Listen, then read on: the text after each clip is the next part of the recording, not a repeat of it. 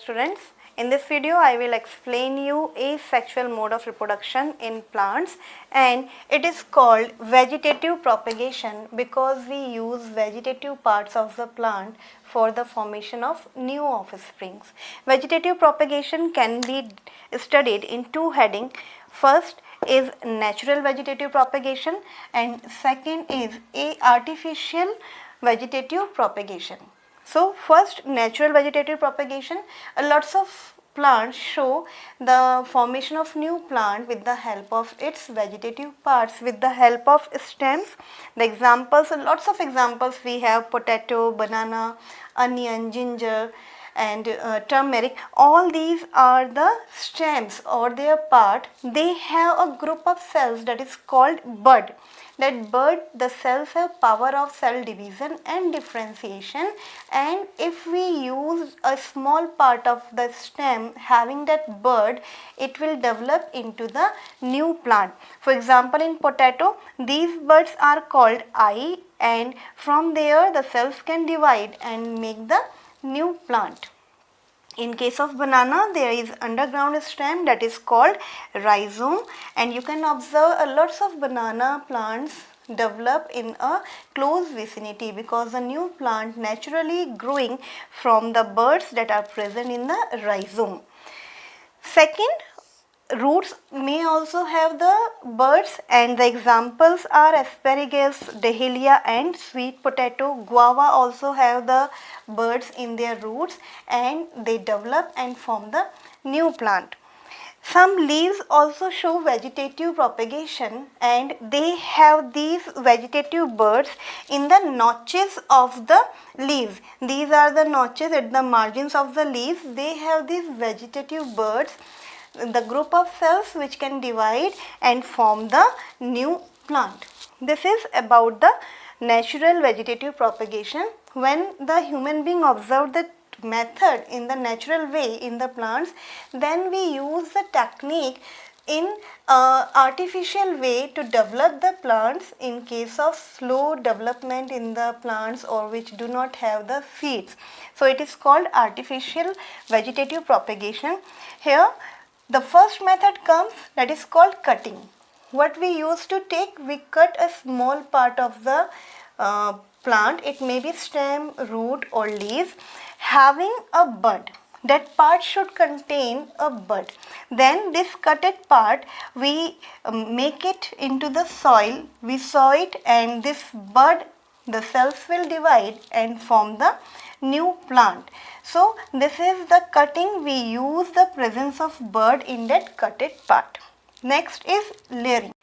The best example of layering is jasmine plant. In case of jasmine plant, in layering, we select some basal branches, then we make a V-shaped cut or a ring-shaped cut in a part of the branch, and then we pack down it into the soil. So from this cutted part, after some time, the roots develop.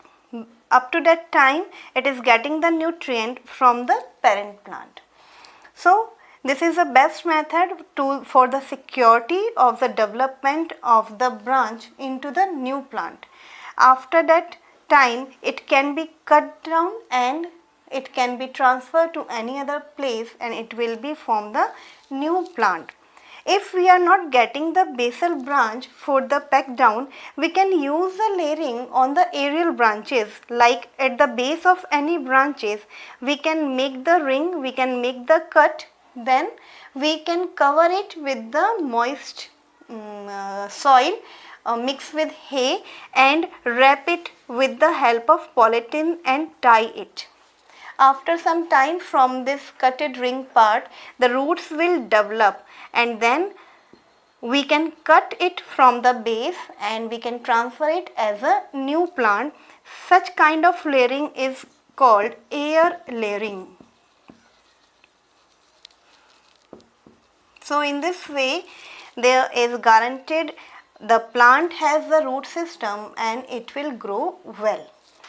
Next comes grafting.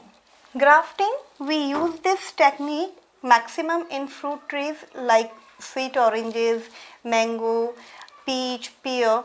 In this we adopt this technique to use the good quality of plant. In this case, we select any rooted plant having a good root system, and that is called stock.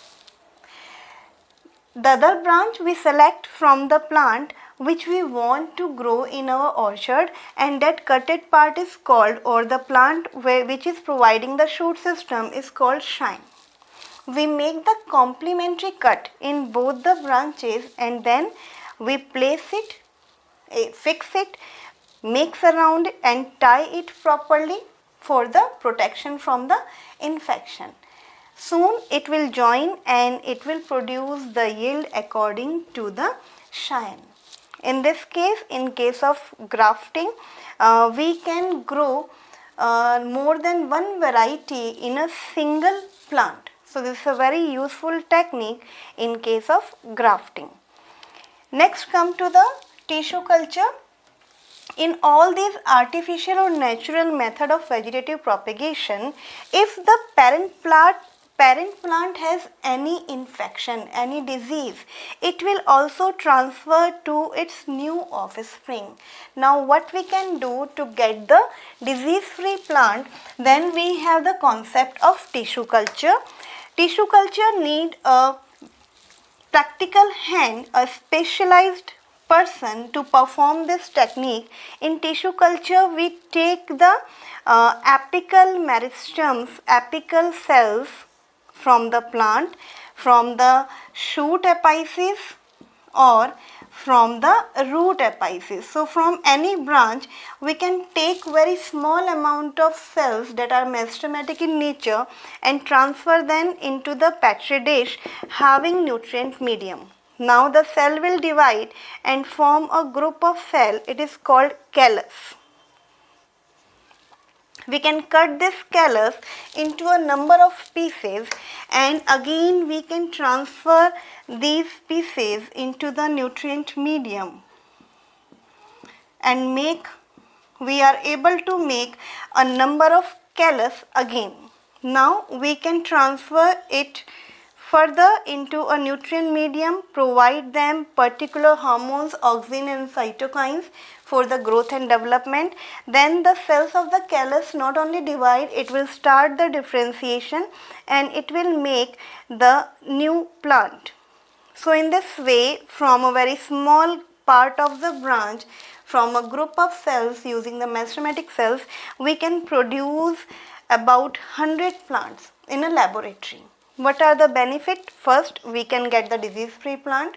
Then it need very small space for the storage. We can use these techniques in the plant which are not producing viable seeds.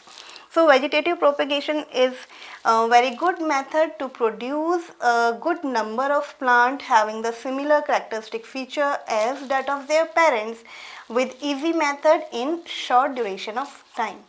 This is all about the vegetative propagation in plants. Thank you.